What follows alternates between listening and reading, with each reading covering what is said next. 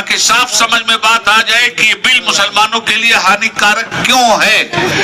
पहली बात, कोई भी ट्रस्ट हो हिंदुस्तान में, मंदिरों के बहुत बड़े बड़े ट्रस्ट हैं, हमारे सिख भाइयों के गुरुद्वारों के बहुत बड़े बड़े ट्रस्ट हैं, बौद्धिस्ट भाइयों के बहुत बड़े ट्रस्ट हैं। किसी भी ट्रस्ट में किसी गैर बिरादरी को मेंबर की हैसियत से एंट्री नहीं है।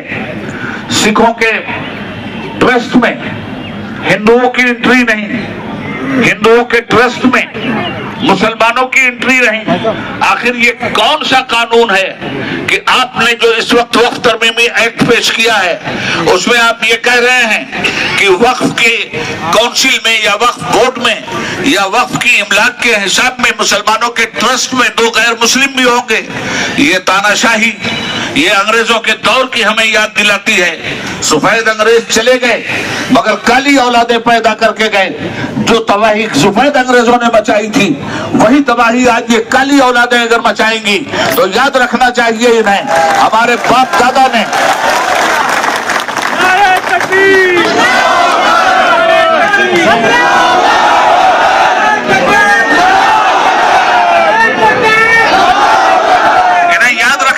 इस बात को कि हिंदुस्तान में हम ताबेदार बनकर जीने के लिए तैयार नहीं थे।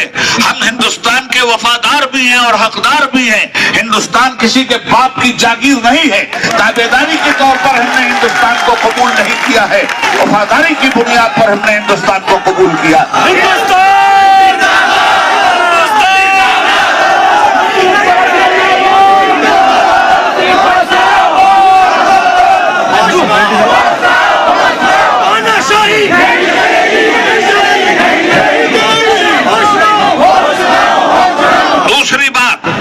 दूसरी बात यह है कि पहले अभी तक तो ये बिल पास नहीं हुआ है, खुदा करे ये बिल इनकी पॉलिटिकल बिल में हमेशा के लिए घुस जाए। मगर अब तक जो बिल है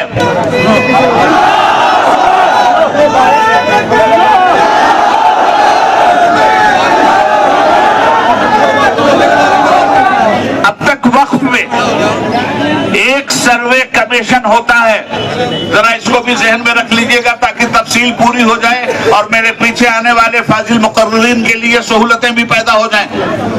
एक वक्फ का कमिश्नर, पूरे सूबे में एक कमिश्नर होता है, वो पूरे सूबे की वक्फ जायदाद का सर्वे करके गवर्नमेंट को देता है और उसमें ये बात क्लियर होती है कि कहां कहां वक्फ की इमलाक पर किन किन बेईमानों ने कब्जा कर रखा है कि वक्फ संशोधन अब उस चीज को भी हटाया जा रहा है, वो देखने को मिल रहा है। हालांकि अब ये पावर डिस्ट्रिक्ट कलेक्टर को दिया जा रहा है की चर्चा हुई देश में। फॉर एग्जाम्पल को लेकर लगातार यूपी में 80 जिले हैं, लेकिन आज ये 80 जिलों का एक कमिश्नर होता है। देखने को मिल रहा है अब 80 जिलों में 80 कलेक्टर तरफ से आपकी वक्फ की जायदाद के को देखने वाले होंगे। इसमें तमाम देश और कलेक्टर साहब संगठन जो है वो आपसे ये पूछेंगे, आपको ये भी बताएं कि भाई रेलवे को हड़प कर गए, तुम हड़प कर गए, दिया गया है तो माना ये जा रहा है कि हवाई जहाज हड़प कर गए, एयरपोर्ट हड़प कर गए, पक्ष के अलग वो बहुत गया हड़प करना चाहते हो, वो हड़प कर रहे हो।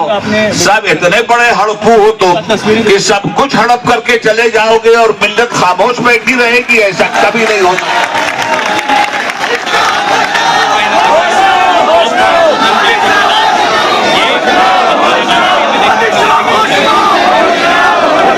1200 साल से हम अपने इस मुल्क की खिदमत कर रहे हैं और हिंदुस्तान की सरहदें गवाह हैं। क्या कहेंगे? अरे भाई, हमने कुर्बानियों से इस देश को सींचा है। सारे जहां से अच्छा हिंदुस्तान हमारा, ये हमारा नारा है। बात न करें लेकिन हम बुलबुलें हैं इसकी, ये गुलसिता हमारा, ये हमारा विजन है। हमारे इस देश के अंदर जहां और कौमों का लहू पानी की तरह बहा है, वहीं हिंदुस्तान के मुसलमानों ने मादर वतन को शर्मिंदा कभी नहीं किया और हमने भी सबसे ज्यादा खूने जिगर की कुर्बानी देकर इस देश की आजादी को फराहम किया है। कहीं दूर जाने की जरूरत नहीं है। इसी दिल्ली में इंडिया गेट है। इंडिया गेट पे अगर किसी बेईमान को बेईमानी से अलग हटकर ईमानदारी का 40वां हिस्सा बतौर खैरात और ज़कात मिला हो तो जाकर के वो देख ले कि इंडिया गेट पर सबसे ज्यादा मुसलमानों की कुर्बानी का लहू चमक रहा है, जिसे दुनिया का कोई नफरती चिंटू मिटा नहीं सकता।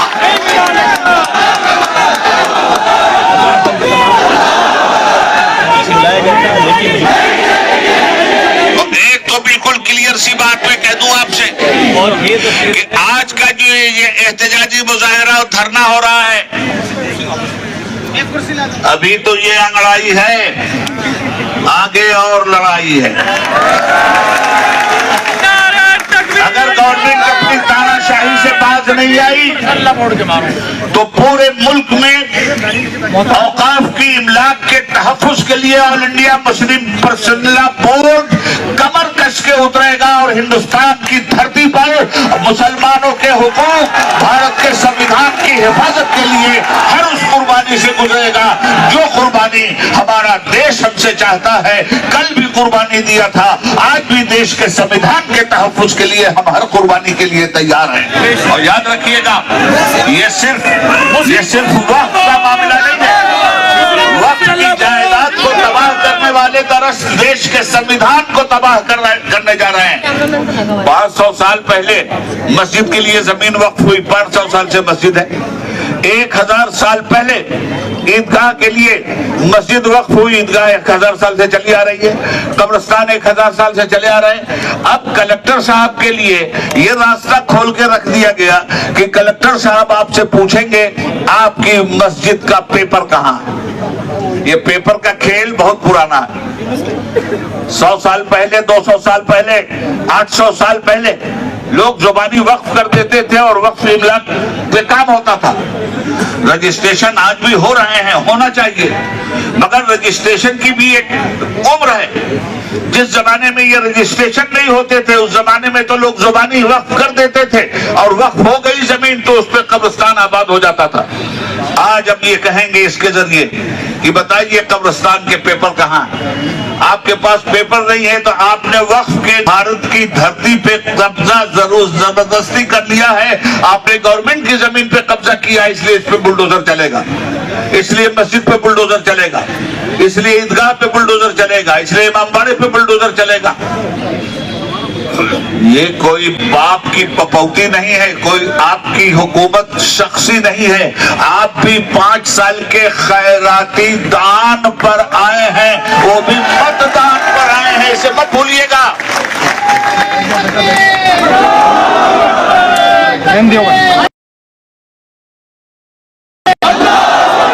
ये हुकूमत शख्सी हुकूमत नहीं है, ये हुकूमत खैराती हुकूमत है। आगे मैं साबित करूंगा इस बात को। आप कहते हो ना मतदान, ये हमारा मीडिया कहता है मतदान कीजिए, कहते हैं आप मतदाता हैं, तो मत के माना वोट, दान के माने खैरात। हमारी खैरात से बनो प्राइम मिनिस्टर, हमारी खैरात से बनो होम मिनिस्टर, और हमारे साथ दादागिरी ये नहीं चलने वाली है।